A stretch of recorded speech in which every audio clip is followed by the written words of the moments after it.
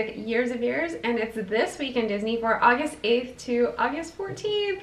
There you go. Yeah. Right into the middle of the month. Yeah, well, it's almost, I say August 14th, and then it makes me get excited because I know it's almost Miles' birthday, because he has a August birthday month, so that's always fun for us. And a trip planned to Disney, so resort Yes. stay. We haven't done that for a couple months. It's so weird because, like, you know, with our family, we have the DVC and everything, and, you know, this year has been so hard because, like, obviously before, like, I feel like we've been to the resorts, though. We have, but 2020, it was like, you know, we did it every month. Well, yeah, because we had to use points and stuff, but this year it was really hard for us to get resort stays or anything, and so I was seeing that very quickly. Things were just really busy, so I told Miles, I'm like, if we're gonna do something for your birthday, we're gonna have to plan it, you know, now. Well, he's the type of person that just changes his mind on things, and so we planned this a while ago, and he forgot. So it's kind of like a surprise to him, but at the same time, he knows now, though. Yeah, at the same time, he was just kind of like, what are we doing? I'm like, but we always go this was around your his idea. birthday or your birthday. Yeah, it's fun. This is a good time because, like, a lot of people don't like it because of all the storms and things like that, or possible hurricanes. So Central Florida's pretty safe. We're kind of getting used to that. I was really nervous. I would never, just as advice, I would never use hurricane season as a decision not to come to Disney World. Yeah. Ever. Yeah, I mean, maybe don't go on a cruise. Well, of course. But some people really do go on cruises that time of year as well because of the price and everything. We wouldn't really know there. But knowing firsthand, I wouldn't stay away from Disney World. No, in season, fact, ever. the rain is great. I mean, so many times it just comes through and everyone leaves a park and you come in after and there's less wait times, it's less crowded, and it's cooler. Amen. Yeah, so I mean, just embrace the rain. It's just part of it. But there is a huge part of time that's not rainy, so that is kind of nice too. It's all good. Yeah, so much talk of time. Yeah, let's talk about this week. And you guys are probably wondering, because I usually wear things that have to do with, like, what we're going to be talking about. Vibrations. Celebrating this week. So let's get into it. But first, before we talk about the wonderful Madame Leota and so forth, we're going to go to August 8th and 1902. This is the birth of an architect. Okay. Really interesting, but it's all going to come together. It's really, I love this. So Welton Becket is born in Seattle, Washington. Okay. And he settled in Los Angeles, California after he got his degree in architecture. In 1933, that's when he settled and had a partnership with his college classmate Walter Werdeman. Okay. So their first major big commission was the Pan Pacific Auditorium. That's in 1935.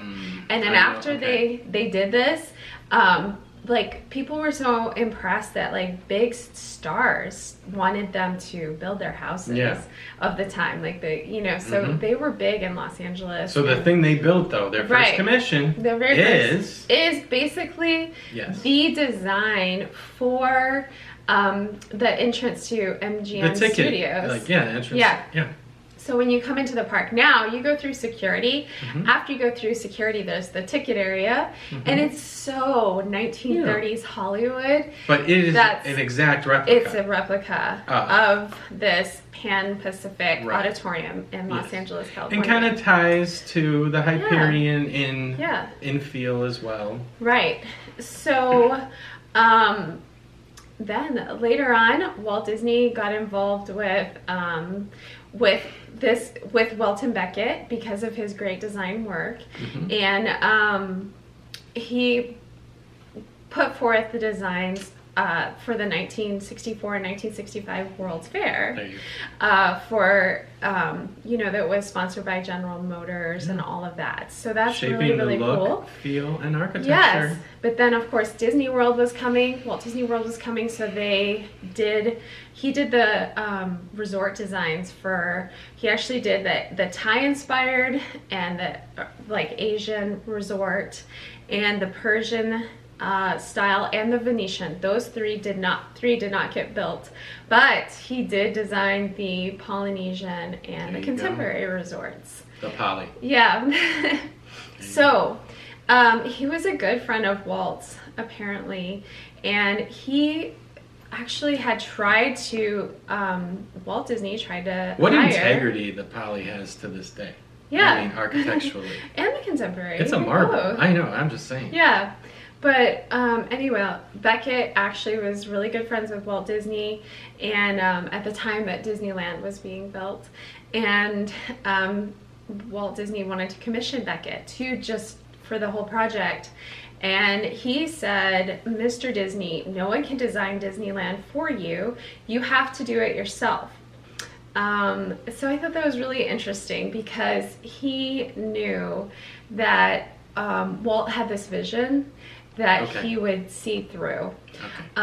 So I'm just like pondering all of this and the time period, and you know, Becket working on Disney World, Walt Disney World, and how Walt had wanted to do this, you know, Epcot. Right. Experimental prototype community of tomorrow. Right. And so here's this amazing architect that he could have at his fingertips to help like build this. And I wonder how much their friendship was playing into Walt's desire, because I know Walt Disney wanted to do the experimental prototype communities, like not just in Florida but in other places.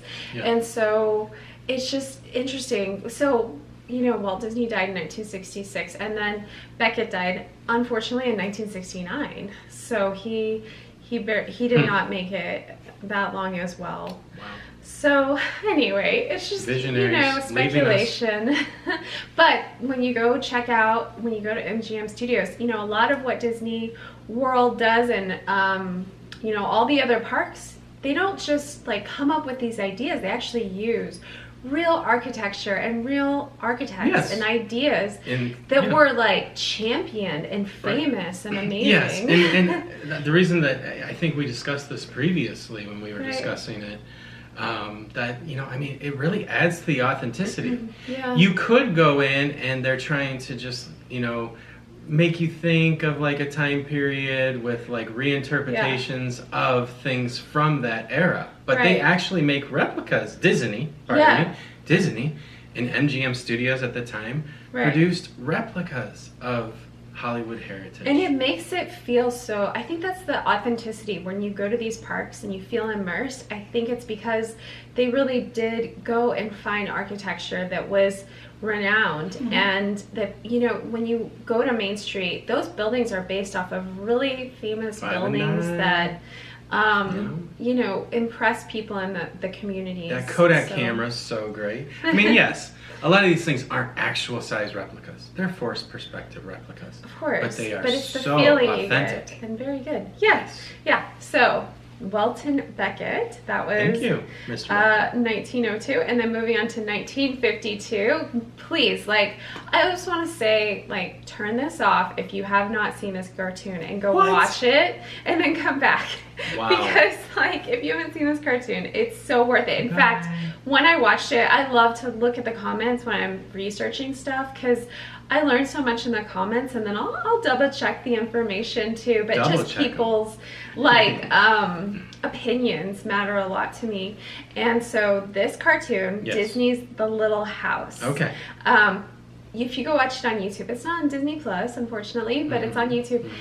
The people are making comments like all the time on this particular. Continuously, very fresh like I saw a comment from like 4 hours before I viewed it, and I was like, wow, because it was posted like 3 years ago. So people love this cartoon. Okay. But The Little House. The Little House. I want to say this is probably up there with one of my favorites. Wow. Yeah, it hits you on so many emotional levels. Okay. Like, you just have to watch this one if you haven't seen it. Okay. It's a really... I should have made you watch it. I guess so. So you'll remember it. It's kind of like the little, what is it? The little car. With the little, they don't call it the little car. We've talked about it before.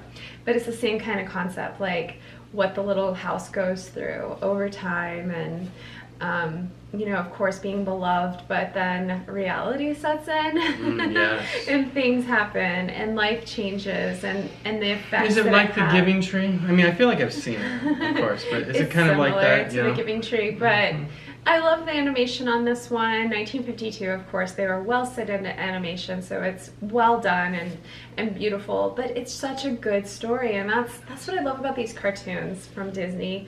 They just hit you on an emotional level. They're magical. So, and someone said that in the comments too. I love that Imagine someone that. said. You Magical. know, it's magical. So please just go check out this cartoon. And then moving on to August 9th, 1961. I thought this was really cool. So it's just a simple thing, but it's really cute. Johnny Cash visited Disneyland. Of course, he's a country music legend.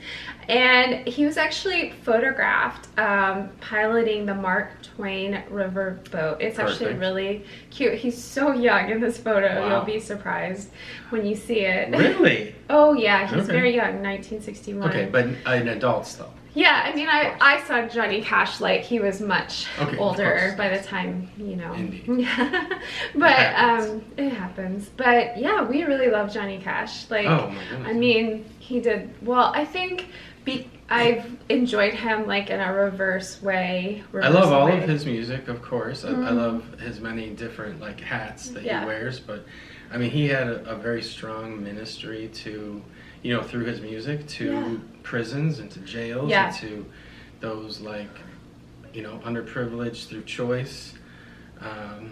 You know, he just did a great job. Like, I mean, the way he sings, like the gospel and stuff, and his cool faith, voice. it's like, I oh really my like goodness. voice. You know, it's like you can take one approach with him, Yeah. or you can see that he was always singing praise. Well, he did this one song. I think it's on the Logan soundtrack. I know it was in the film. The song "Hurt." And so anyway, "Hurt" was by 9 Inch Nails, and Johnny Cash covered it. Of course. And then they used it in the film because it's such a good song. I haven't actually seen the film, but I know the song really well. And there's like controversy because Trent Reznor wasn't so happy with Johnny Cash, but apparently it's a very unfortunate moment. I read that they made amends over it. Like, he respected it in the end. Trent Reznor is a generous person. I don't want to say that, but he, So anyway, I actually like Johnny Cash's version of the song more than the 9 Inch Nails one. That's just me. I'm a 9 Inch Nails fan, but I'm a Johnny Cash fan too. Just the way the song I wouldn't compare sounds. the two. They're totally different. I think the song goes so well with Johnny Cash's voice. But of course. Anyway, we're digressing so much. He was at Disneyland and he got to drive a boat. Wouldn't that be cool if they just let you come in and they're like, oh, you can drive the, you know, you can come on up and help us drive the ferry boat over to Magic Kingdom. That'd be cool. But anyway, 1960. Moving on, and why we're so excited today, August 9th, 1969. The Haunted Mansion attraction opens in New Orleans Square. Yes, so I wasn't gonna go a whole ton into everything because we've actually done This Day in Disney a while ago on this. I just want to know, are they ever gonna fill the vacancy? I mean, every time I raise my hand, say I'm here to stay. No, because I put your hand down. Oh. Yeah. No, it's not time to go. It's been a long time they've been inviting. So, what I thought was really, really cool about opening day for the Haunted Mansion at Disneyland is that at the Carnation Plaza, they served ice cream sundaes. Very nice. And I was trying to find pictures of it because I was just like, oh, what would that look like? Maybe they just used a mini scoop. I don't know. I just thought it'd be really fun to make ice cream during, like, during Halloween. Like, it'd be a fun family project. Yeah. Yeah, it was really cute. But Madame Leota, of course, is in the seance room, and she was modeled after Leota Toombs, the Imagineer, which is really Leota Thomas. And that's yeah, there you go. She's awesome. Yes, we talked about her too. It's an awesome. So there's Haunted Mansions all over the world, as we've talked about before, and each one is a different story. So if you're lucky enough to go to all the Disney parks everywhere, you're gonna, when you go to lots of happy haunts. Well, I love the different stories, like checking out the different, like, scary reasons why even the house is haunted. Yeah, and even the country of locations, like, approach to what is macabre and scary. It's fun. Yes, right, because, like, is it Hong Kong or one of those parks? Like, you know, they see, like, ghosts differently. So it's just, it's so more cool. Like, is it more like a magician? Yeah. So it's just a different concept for them. And I love that, too. Like, looking at a culture and saying, well, what do they want? Gonna get into this. That's perfect. Yeah, it's really cool. But obviously, we love it. Oh, yes. Okay, and then you have the Doom buggies, which I think are so fun. I think it's technically, it's a scary ride, but it's also, I think, a romantic ride. It is. It's definitely a good date ride, I would say. And you get the great picture at the end. For sure. Yeah. But I was just thinking how recently we were in the queue for Haunted Mansion, and lately there's just been so many people coming to Walt Disney World who've never been here before, which is really strange. And we were in the room with a lot of people who had never experienced it. And children crying, you know, the first time some kids do the stretching room, they cry, and understandably need to, that's why they have that escape route. But there was so many new people, and I was just like, this is so cool, like, to experience it with people who haven't done it before. It just brings the magic in. I really like that. Fun. Yeah. But one more thing, did you know about the Haunted Mansion? They are releasing a new Haunted Mansion film. Really? Yeah. They're doing it again? Yeah, again. Well, and they just did the Muppets Haunted Mansion. Go check that out if you missed it. It was a big success. Yeah, but they're going to do it. Jamie Lee Curtis is going to be in it as Madame Leota. Oh, this is awesome. You're happy about it? And then, I love Jamie Lee Curtis. I don't know, what's his first name? Leto? Jared Leto is going to be in it. Yeah. Whoa, this is going to be good. This is going to be really good. I can already tell. No, and I'm not joking. I mean, we're talking... Jared Leto looks like other people, though. I get him confused a little. I love Jamie Lee Curtis. He kind of looks like Russell Brand a little bit, right? Well, he just did the job. He's a very he's a very skilled he can transform.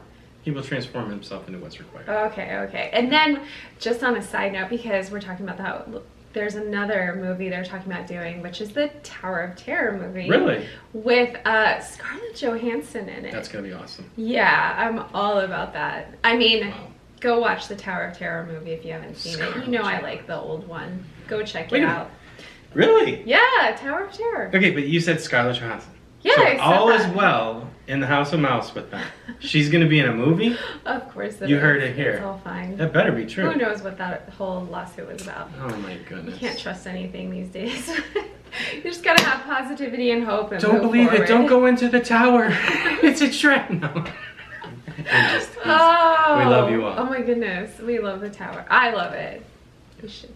Yeah, but moving on to August 11th, 1950. This is a Pluto cartoon called Food for Feudin. I thought this was fun to go check out. It is on Disney Plus, so really easy to go check it out. Okay. But this is a Pluto with Chip and Dale, and they're feuding over food, obviously. But I can't believe that you are forming all those words without stumbling. Right. Yeah, it's a little bit of a tongue twister, but I'm doing all right. You haven't called him Pluto yet. Pluto. So of course Pluto cares about his dog bones and really doesn't care about the acorns, and they only care about acorns. So I'm a little confused why there's a feud to begin with. Fun. I really like the ending on this one. It's actually adorable how it ends. So check it out for that. Yes. But also it's you know, we're heading toward the fall, and this is one of those cartoons that gives you all the fall feelings. Now that we're in Florida, and aren't those the best feelings? We don't get those. We love the fall. Saturday morning. Yeah, but the leaves, the colors in the cartoon are really pretty. So go check it out for that too. And then moving on to August 12th, 1958, a stunning true life adventure, White Wilderness, is released.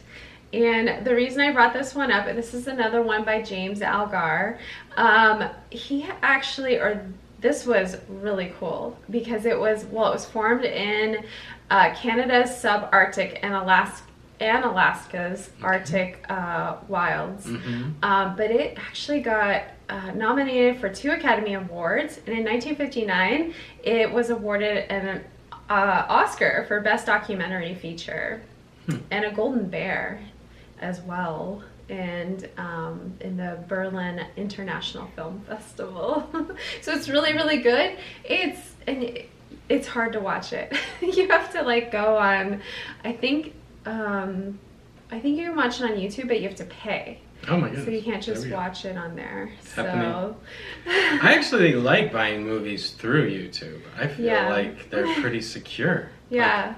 I even prefer it to Prime a little bit. So I was really confused about this one, like why I couldn't watch it anywhere, because most Disney stuff I can find somewhere, or it's on Disney. A lot of these true life adventures are on Disney, and I was wondering why this one's not on there, because it was awarded so much. So anyway, maybe tell us in the comments if you guys know why, or if you've seen it. It's a great white mystery. Yeah, definitely. And then moving on to 2016, Disney's remake of the 1977 film Pete's Dragon. So I love it. You love the remake. Yeah, nobody likes it, but I'm always there. You're like, I like it. I think I need to rewatch it again because I really appreciate that you love it because you love the original. Right. Yeah, they're 2 different things. And I think you must be viewing it that way. I have it's 2 different films. Yeah. Yeah. Yeah. But I like it. Robert Redford and Bryce Dallas Howard.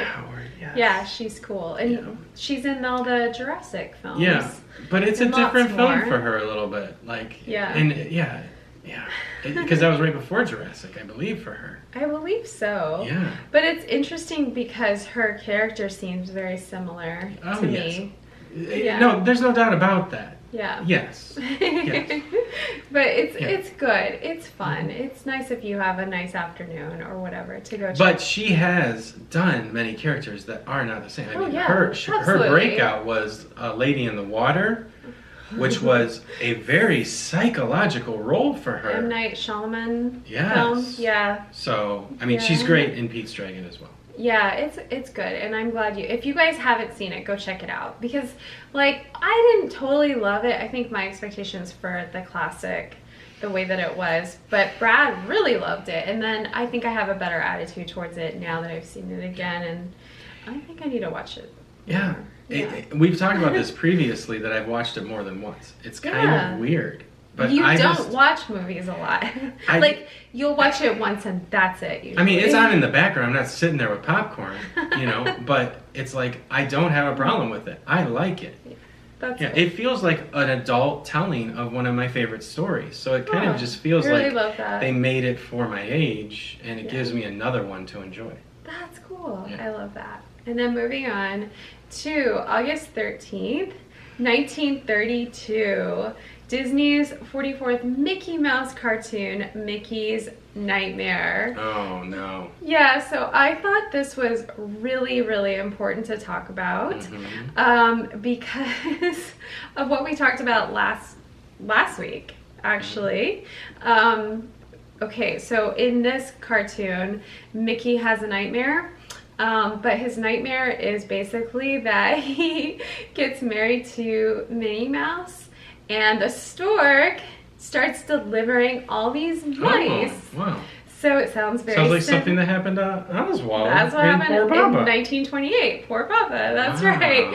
When all the bunnies were delivered. And I was thinking, lots of mice, bunnies and mice are similar to, like, you end up with a bunch of them if you have you know, a pair. So anyway, I thought that was really interesting that they're so similar, but pretty far apart. 1932, 19. Yeah. Oh yeah. Yeah. But yes, I mean, a gag of the time. And the stork was very popular throughout cartoon history. Right. As a great metaphor for why children appear in the household. Yeah. So, for you young kids. Well played. That's what they told us. No, I'm just kidding. They didn't tell us that. But it was like, I don't know if, I think most adults have heard the stork thing. Sure. But I don't know if they still use that today. If you see that in other cartoons. I think it's been in like a couple of films. I think kids have encountered there's a whole new flavor of disinformation that's popular now. Oh gosh. Don't say that. Okay. And then moving on to 2010. Oh wait, back to the 1932 cartoon. Strangely, the animation, I don't know if it's the quality. I think they just haven't redone this one, or I didn't see a updated version from the you know, the nice stuff that you get on the DVDs, but I just thought it wasn't a very good quality. I don't know. What? I have to check it out. This cartoon, Mickey's Nightmare. Yeah, whatever. Well, it's interesting. It's good. And then I love your comparison to the Oswald. Yeah. Okay, and then moving on to 2010, Tales from Earthsea was released, and this was directed by Goro Miyazaki. Okay. This is something you loved. Oh yes. Yeah. I love the EARTHSEA books. The EARTHSEA books. Honestly, they're my favorite fantasy books. Yeah. I don't know what it is, but the way that she writes, that Le Guin writes, just transports me right into her stories. Like I love her. I love the words she uses. I love the way she writes. She is phenomenal. Yeah. And definitely. She has passed. Oh. She has passed. Yeah. Recently. These are really good. If you haven't seen Tales from Earthsea, this is so beautifully done. It's, you know, Studio Ghibli quality, beautiful work.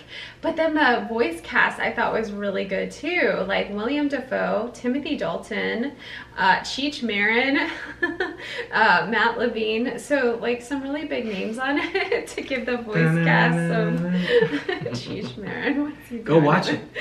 Go watch it. What's he doing? That's great. That's so cool. So check it out. I think this one you will also have to pay for, unless it's worth it. Maybe if you have HBO, it should be on there. Has most of the Miyazaki's. Yeah, so if you're subscribed to that, beautiful. You got it. Definitely. And then last day of the week, August 14th, 1939, is actually Donald Duck Day at the New York World's Fair. Now this is 1939, not the 60s one, 64, 65, but this is in Flushing, New York as well. So I thought that was interesting that they had the World's Fair in the same place, you know, all that time apart. But anyway, this was Donald Duck Day, and they actually had a cartoon called Donald's Penguin that they showed, and they had Donald there all day, and you could go and get your picture with him, and it was just like all about Donald Did they have Duck. the foresight to make it the last day of the fair, just in case anything went wrong? I mean, because of his temper. That was quite a risk. I mean, the whole place could have just gone up. Could have exploded if he got upset. I'm glad that we're reporting it as a positive outcome. He does have a little temper. Donald gets presented this day with an honorary degree of Doctor of International Friendship by Frank Monaghan, a professor of American history at Yale University. What a turning point. What a turning point. You can get those degrees a lot easier than I thought. Well, honorary. Those Yale ones are hard to get. Well, those Yale ones, especially Yale degrees for friendship. But like a friendship, like he's so usually domination. He gets so angry at people, at his friends, in general, at everyone. So that's just. It's fun. It's really interesting. And then the Donald's Penguin is a cute cartoon you guys can check out as well on Disney Plus. It was in the National Biscuit Theater in the Food Pavilion. There you go. Biscuits were were important back then in 39 Biscuits for sure, I'm continue to be sure. important. But yeah, lots to check out, lots of information. I love learning all these things. History is really interesting. Yeah, so yeah, much it's fun. cool. It's cool to see what people did before, and especially what was happening with Disney. And still relevant today. Yeah, but that's it for this week in Disney. Thank you guys for following along, and we will see you guys. Oh, please, if you would like, please like and comment, subscribe. We love having your comments and love having you guys along. Thank you so much, and we'll see you guys next time. Bye.